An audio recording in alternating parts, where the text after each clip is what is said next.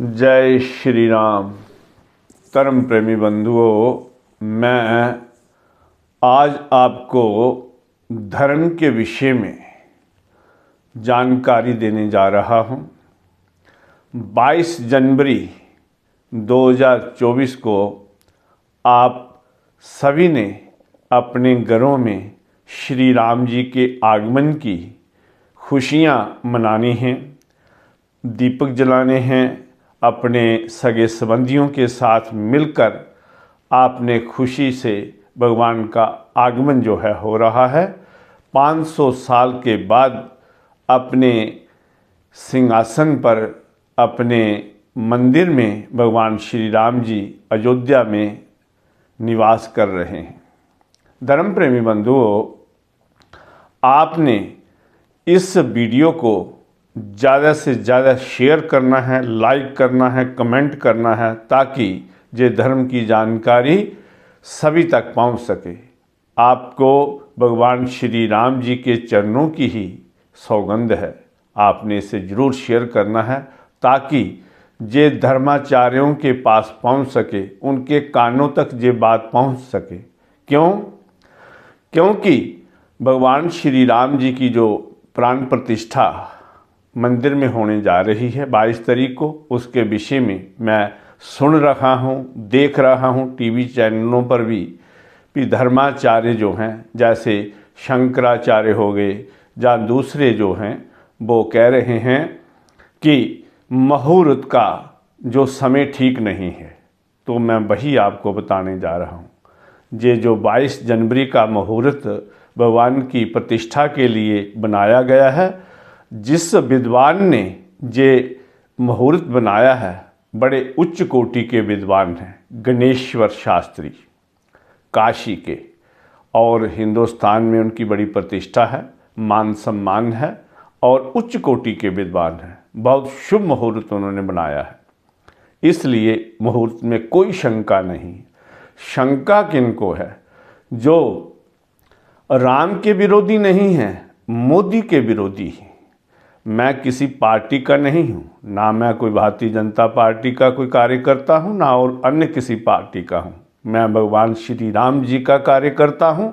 मेरे आराध्य देव हैं और हमारे हृदय में वास करने वाले हैं। सभी के हिंदुओं के, सनातनियों के हृदय में वास करने वाले श्री राम जी की जो प्रतिष्ठा हो रही है, हमें बढ़ चढ़कर हिस्सा लेना है। इससे बड़ा दिन इतिहास में और कोई नहीं होगा।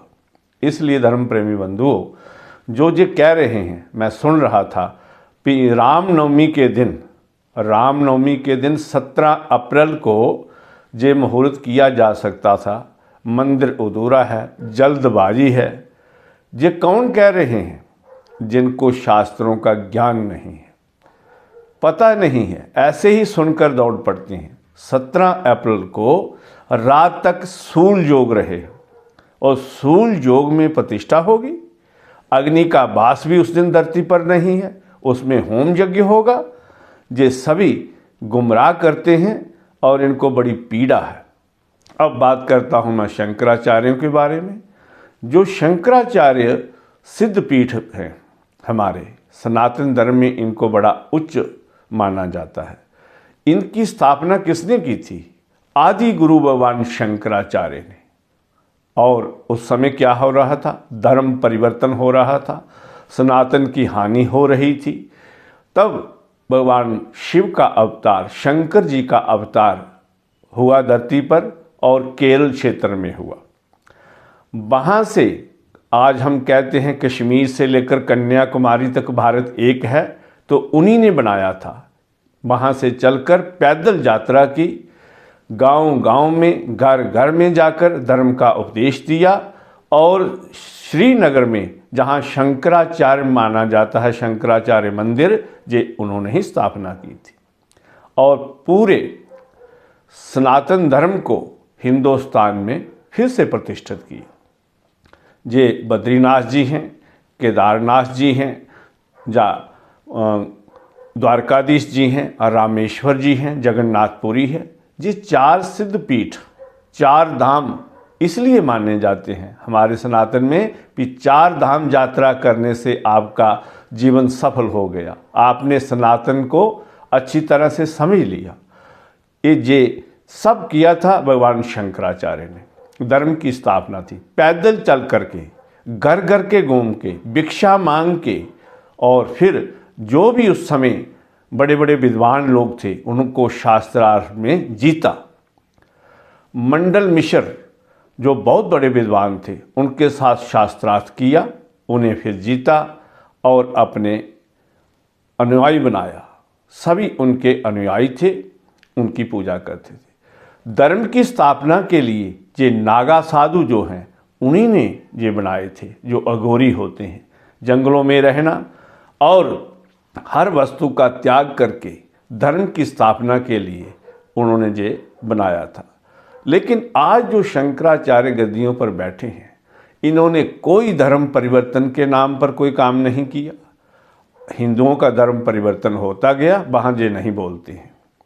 हिंदुओं के धर्म को, सनातन धर्म को नेता लोग गालियाँ देते हैं, तब ये कोई नहीं बोलते हैं। और गरीबों के लिए कोई कार्य किया, इन्होंने कुछ नहीं किया। बड़े बड़े मठों में अरबों की संपत्ति के ऊपर ये बैठे हुए हैं कोबरा नाग की तरह। और जब धर्म की बात आती है, अब राम जी की प्रतिष्ठा हो रही है, इनको बड़ी पीड़ा हो गई। और जो मठों पर बैठे हैं बड़ी पीड़ा हो रही, उनको राम जी से पीड़ा नहीं है, ये पीड़ा हो गई कि मोदी कैसे प्रतिष्ठा कर रहा है, उसका मान सम्मान बढ़ गया है। भारतीय जनता पार्टी को विजय श्री प्राप्त हो जाएगी, इसलिए इनको पीड़ा है। क्योंकि ये आजकल जो भी संत महात्मा बड़ी बड़ी गद्दियों पर बैठे हैं, इनका किसी न किसी पार्टी से संबंध होता है। राजनेताओं के शरणागत होते हैं ये, उनसे इनको पैसे मिलते हैं, मान सम्मान मिलता है, और तभी ये बोलते हैं। इसलिए धर्म प्रेमी बंधुओं, आप लोगों ने इनका बहिष्कार करना। ऐसे जिन्होंने धर्म के लिए कोई कार्य नहीं किया, जैसे भगवान शंकराचार्य ने घर घर जाकर धर्म की स्थापना की, आज धर्म परिवर्तन हो रहा है। आधा हिंदुस्तान धर्म परिवर्तित हो गया है, कुछ ईसाई बन गए हैं, कुछ दूसरे धर्म में बने गए हैं। तो इन्होंने क्या किया धर्म के लिए? कुछ नहीं किया। अपने मठों में बैठ के ये ऐश्वर्य भोग रहे हैं।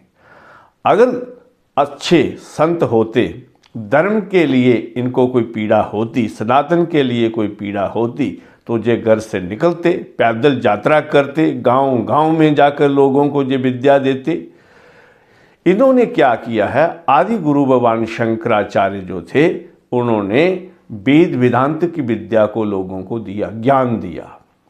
उच्च कोटि का ज्ञान क्या है? लगभग हमारे 4 वेदों में 1 लाख श्लोक हैं। उनमें जो 1 लाख हैं, 80,000 तो हो गए कर्म कांड के, 16,000 हो गए उपासना कांड के, 4,000 जो बाकी बचे उन्हें वेदांत सार कहते हैं। और उनका भी निचोड़ निकाला तो उसमें 4 महावाक्य प्रकट हुए, जिसमें कहते हैं अयमात्मा ब्रह्म, ब्रह्मो अस्मि। क्या अर्थ है इनका? मैं ब्रह्म हूँ। कौन ब्रह्म है? शरीर ब्रह्म नहीं है। जीवात्मा को जब पहचान लोगे तब वही ब्रह्म है। ये लोग जानते हैं, पढ़ा है इन्होंने, लेकिन शरीर को ही मानते हैं ब्रह्म, उसी के पालन पोषण में लगे हुए हैं। खान पान अच्छे हैं, ऐश्वर्य भोग रहे हैं, एसी गाड़ियों में घूमते हैं, अरबों की संपत्ति है इनको पास, इनको कोई ज्ञान नहीं है। शिक्षा, वेदांत विद्या क्या कहती है, सन्यास क्या कहता है, इनको सन्यास की परिभाषा का पता नहीं है। जानते हुए भी अनभिज्ञ बने हुए हैं। सन्यास का अर्थ है त्याग, हर चीज का त्याग, हर वस्तु का त्याग। अर्थात जब सन्यासी कोई बनता है तो वो अपना पिंड दान करता है। पिंड किसे कहते हैं? जा पिंडे सा ब्रह्मांडे, ये वेदांत का सूत्र है। जो पिंड है अर्थात जो ये शरीर है वही ब्रह्मांड है, अर्थात जो बाहर है वही भीतर है। उस सूत्र को ये नहीं मानते। पढ़ा है, किताबी कीड़े बने हुए हैं, लेकिन अपने यथार्थ ज्ञान से ये वंचित हैं, अनभिज्ञ हैं, और अपने शरीर के पालन पोषण को ही ये अयमात्मा ब्रह्म बोल देते हैं, ब्रह्मोस्मि बोल देते हैं। बोलने में बड़ा आसान है, जब तक आपने जाना नहीं, जब तक आपने इस जीवात्मा को जाना नहीं। गीता में भगवान श्री कृष्ण कहते हैं कि बड़े जत्नों के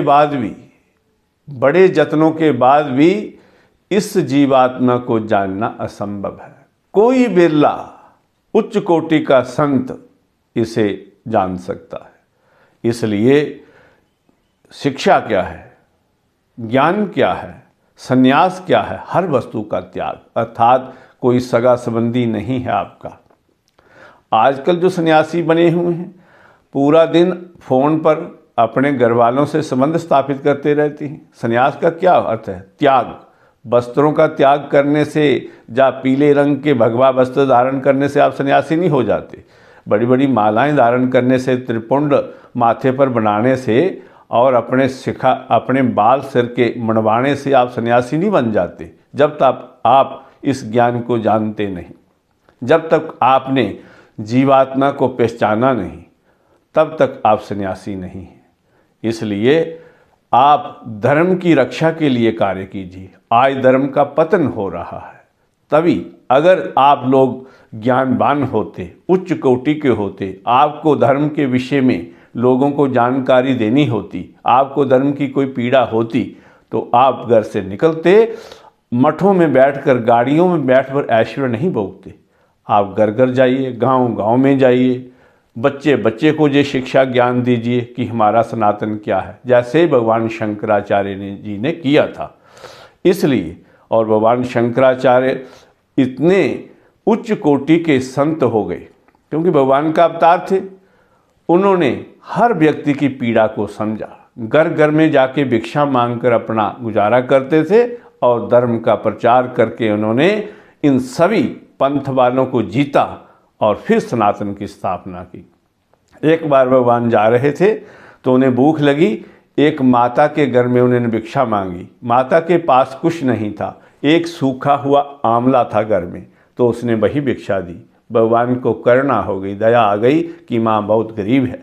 इसलिए उन्होंने उस समय माँ लक्ष्मी का आवाहन किया और एक स्तोत्र की रचना की जिसका नाम है कनकधारा स्तोत्र।